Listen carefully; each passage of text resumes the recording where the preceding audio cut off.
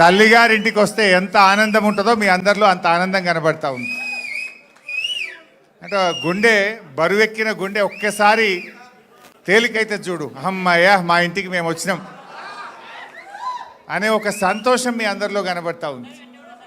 నిజంగా ఈరోజు తెలంగాణ రాష్ట్రం కూడా గట్లనే కేసీఆర్ దిక్కు చూస్తున్నది. ఎందుకు 2 ఏళ్లలో తేలిపోయింది. ఏం కోల్పోయినామో ప్రజలు ఇలా అర్థం చేసుకుంటా ఉన్నారు. కేసీఆర్ అంటే ఒక నమ్మకం, కేసీఆర్ అంటే ఒక భరోసా, కేసీఆర్ అంటే ఒక భద్రత. కానీ 2 ఏళ్లలో ఆ భరోసా లేదు, ఆ భద్రత పోయింది. కేసీఆర్ ఉండగా వానకాలం పంట, యాసంగి పంట అంటే ఆటో డ్రైవర్కి చెప్తే ఇంటికాడ ఎరువు బస్తాలు వేసిపోతుండే. ఏనాడు ఎరువుల కొరత ఉండకపో. కేసీఆర్ ఉంటే ఒక నమ్మకం, కేసీఆర్ ఉంటే బరాబర్ టైం మీద రైతు బంధు పడుతుంది అని ఒక భద్రత ఉంటుండే రైతుకు. ఎందుకంటే కరోనా వచ్చినా, పెద్ద నోట్ల రద్దు జరిగినా రైతు బంధు మాత్రం ఆగలే. బరాబర్ రైతు బంధు రైతు అకౌంట్లో పడ్డది. ఒక భద్రత. ఒక ఆడబిడ్డ కాన్పు కోసం సర్కార్ దవాఖానకు పోతే బిడ్డ కాన్పు చేసి కేసీఆర్ కిట్ ఇచ్చి కడుపు నిండా అన్నం పెట్టి తల్లిని బిడ్డను ఆటో కిరాయి లేకుండా ఇంటికాడ దించుతాడు మా కేసీఆర్ అనే ఒక నమ్మకం, ఒక విశ్వాసం. రైతన్న రాత్రి మోటార్ పెట్టి వస్తే పొద్దున వరకు 24 గంటలు నాణ్యమైన కరెంటు బరాబర్ వస్తుంది అని బాయికాడికి మళ్ళా పోకుండా, చీకట్లో బాయికాడ పండవలసిన అవసరం లేకుండా 24 గంటల కరెంట్ ఇచ్చిన ఒక నమ్మకం కేసీఆర్ది. ఆడబిడ్డ పెళ్లి పెట్టుకుంటే నాకు ₹1,00,000 చెక్కు బరాబర్ టైం మీద వస్తుంది అనేటువంటి ఆడపిల్ల తల్లిలో ఒక ఆత్మగౌరవం, ఒక నమ్మకం ఉంటుండే. పిల్లల్ని గురుకుల పాఠశాలల్లో చదివిస్తే ఒక్కసారి ఎస్సీ, ఎస్టీ, బీసీ, మైనార్టీ గురుకుల స్కూల్లో సీటు దొరికిందంటే 6 లక్షల మంది పిల్లల తల్లిదండ్రుల్లో నా బిడ్డ జీవితంలో వెలుతురు వస్తుందనే ఒక నమ్మకం ఆ రోజు కేసీఆర్ పాలనలో ప్రజలకు దొరికింది. అది ఏ వర్గమైనా సరే, ఎస్సీ, ఎస్టీ, బీసీ, మైనారిటీ, రైతన్నలకు, విద్యార్థులకు, యువకులకు, మహిళలకు, అన్ని వర్గాల్లో ఒక నమ్మకం, ఒక విశ్వాసం, ఒక భద్రత నాటి కేసీఆర్ పాలనలో దొరికేది. కానీ 2 ఏళ్ల పాలనలో ఏమైంది? అంతా ఆగమాగం, సగం సగం. ఏది నమ్మకం లేదు. వానకాలం పంట వస్తే ఎరువులు దొరుకుతాయో దొరకయో తెలియదు, చెప్పులు లైన్లో పెట్టే కాలం వచ్చింది. రైతు బంధు ఇగో ఫిబ్రవరి నెల వస్తున్నా ఇవాళకి రైతు బంధు వల్లే పడుతుందా పడదా ఏమవుతుందో ఎవరు చెప్పే దిక్కే లేదు ఈ గవర్నమెంట్లో. కేసీఆర్ ఉంటే డిసెంబర్లో రైతు బంధు పడుతుండే, ఇప్పుడు ఫిబ్రవరి నెల వచ్చినా ఇవాళకి రైతు బంధు పడే పరిస్థితి లేదు. గురుకుల పాఠశాలల్లో పిల్లలు లేస్తే ఏ రాత్రి ఏం ఫోన్ వస్తుందో అని తల్లిదండ్రులు అరచేతిలో రాత్రిపూట ఫోన్ వస్తే భయపడే పరిస్థితి ఏర్పడ్డది. ఏడ విష ఆహారమో, ఎక్కడ పిల్లలకు వాంతులైనాయో, జ్వరమైందో, పిల్లలు దవాఖానలో పడ్డారు. రోజు ఏదో ఒక గురుకుల పాఠశాలల్లో పిల్లలు ఆసుపత్రుల పాలవుడు, ఎలకలు కొరుకుడు, కరెంటు షాక్ కొట్టుడు, కుక్కలు గరచుడు, ఇదే పని అయిపోయింది దవాఖానల పరిస్థితి. గురుకుల పాఠశాలల పరిస్థితి చూస్తే గవర్నమెంట్ దవాఖాన పోతే కేసీఆర్ కిట్టు లేదు, మందులు లేవు, అంతా మళ్ళీ నేను రాను బిడ్డో సర్కారు దవాఖానకు అనే పరిస్థితి ఇలా ప్రభుత్వ ఆసుపత్రుల్లో ఏర్పడ్డది. పిల్లల ఫీజు రియంబర్స్మెంట్ కేసీఆర్ గారు ఉండగా ప్రతి సంవత్సరం 20 లక్షల మంది పిల్లలకు, ఎస్సీ, ఎస్టీ, బీసీ, మైనార్టీ పిల్లలకు సంవత్సరానికి 2,000 కోట్ల రూపాయలు ఫీజు రియంబర్స్మెంట్ పైసలు బరాబర్ ఇచ్చిండు కేసీఆర్. 9.5 ఏళ్ల కేసీఆర్ గారి ప్రభుత్వం 19,500 కోట్ల ఫీజు రియంబర్స్మెంట్ డబ్బులు ఇచ్చింది. ఈ రేవంత్ వచ్చిన 2 ఏళ్లలో ₹1 కూడా ఫీజు రియంబర్స్మెంట్ వస్తలేదు. 20 లక్షల మంది పిల్లల చదువులు ఆగం చేసిండు.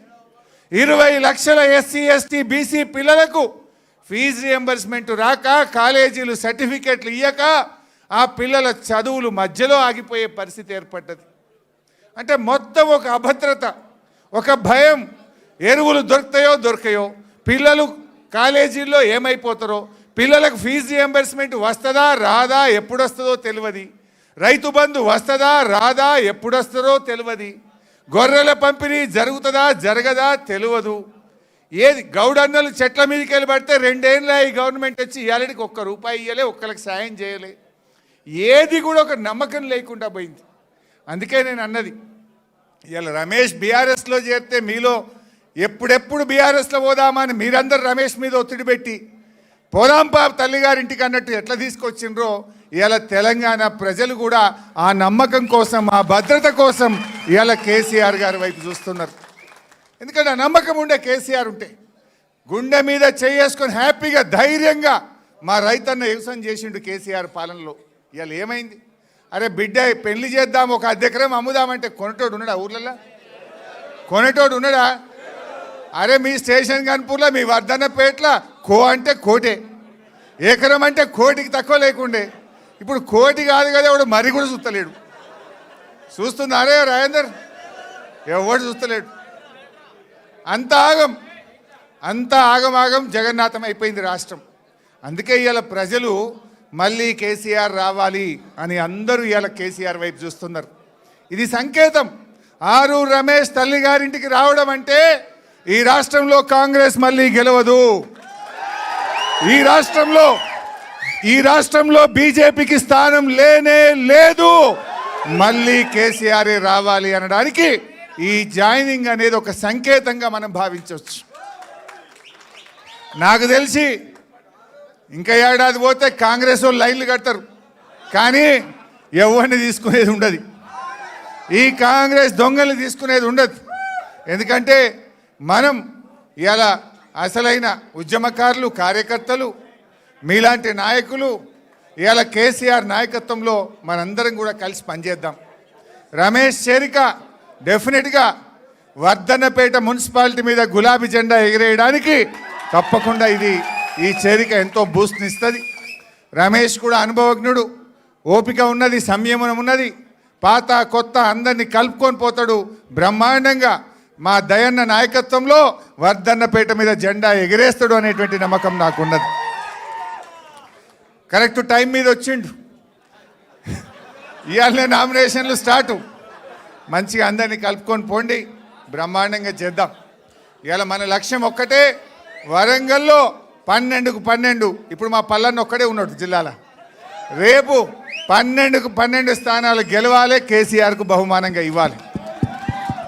మనది రాజకీయ పోరాటం కంటే కూడా రాష్ట్ర ప్రజల మీద, రాష్ట్ర ప్రజలకు జరుగుతున్న అన్యాయాలను ఇవాళ సవరించాలంటే ఒక్కటే పరిష్కారం, కేసీఆరే ముఖ్యమంత్రి కావాలి. ఈ ప్రభుత్వానికి రేవంత్ రెడ్డికి పాలన చేతనైతే లేదని అర్థమైంది. ఏ ఒక్కటన్నా కరెక్ట్ ఉందా చెప్పండి. అరే రైతుల సంగతి, మొన్న యాసంగి బోనస్ ఎగ్గొట్టిండు, ఫిబ్రవరి వచ్చినా రైతు బంధు రాదు, పంటల బీమా పత్తా లేదు, ఎరువులు దొరకాయి. అరే పిల్లల చదువులు చూద్దామంటే పిల్లలేమో పుస్తకాలు చదవాల్సిన పిల్లలు దవాఖానల పాలవుతున్నారు, ఫీజు రియంబర్స్మెంట్ రాక పిల్లలు రోడ్ల మీద పడుతున్నారు, ఉద్యోగాలు రాకుండా జాబ్ క్యాలెండర్ లేక పిల్లలు ఇలా రోడ్ల మీద పడుతున్నటువంటి పరిస్థితి ఏర్పడ్డది. ఏ ఒక్క వర్గం, అరే బీసీలకు నువ్వు 42% రిజర్వేషన్ అంటివి, బీసీలను మోసం చేస్తేవి, ఎస్సీలకు దళిత బంధు బంద్ అయిపోయాయి, గిరిజనులకు నువ్వు మంత్రే లేడు, చేసింది అసలే లేదా. ఏ వర్గానికి నువ్వు ఎవరికన్నా ఒక్కరికన్నా ఇచ్చిన మాట నిలబెట్టుకున్నది ఉన్నదా? ఒక్కరికన్నా నువ్వు చేసింది ఏమన్నా ఉన్నదా? ఏమనంటే ఆడవాళ్ళకు బస్సు ఫ్రీ అంటివి, మగవాళ్ళకు డబుల్ టికెట్ కొడుతుంది. నువ్వు చేసింది ఏముంది? ఆడవాళ్ళకు ఫ్రీ అంటివి, వాళ్ళకి డబుల్ కొట్టిండా లేదా? మగవాళ్ళకి డబుల్ చేస్తే ఆడికాడికి అయిపోయాయి. నువ్వు చేసింది ఏమున్నది? ఇవాళ దయచేసి అందుకే మనం కూడా ఈ రాష్ట్రం మళ్ళీ ఒక భరోసా కావాలి. ఈ రాష్ట్రానికి ప్రజలకు ఒక నమ్మకమైన నాయకుడు మళ్ళీ కేసీఆర్ను ముఖ్యమంత్రి చేయడం కోసం మనందరం కూడా కలిసికట్టుగా పనిచేద్దాం. మళ్ళీ బీఆర్ఎస్ ప్రభుత్వాన్ని తెచ్చుకొని ఈ రాష్ట్రం మళ్ళీ దేశానికి మార్గదర్శకంగా, ఈ దేశానికి ఆదర్శంగా, ఈ దేశానికి దిక్సూచిగా నాడు కేసీఆర్ ఎట్లా నిలిపిండో మళ్ళీ కేసీఆర్ నాయకత్వంలో తెలంగాణ గర్వపడే విధంగా, తెలంగాణ ముందుండే విధంగా కేసీఆర్ నాయకత్వాన్ని తెచ్చుకోవడానికి కలిసిమెలిసి కృషి చేద్దాం. జై తెలంగాణ.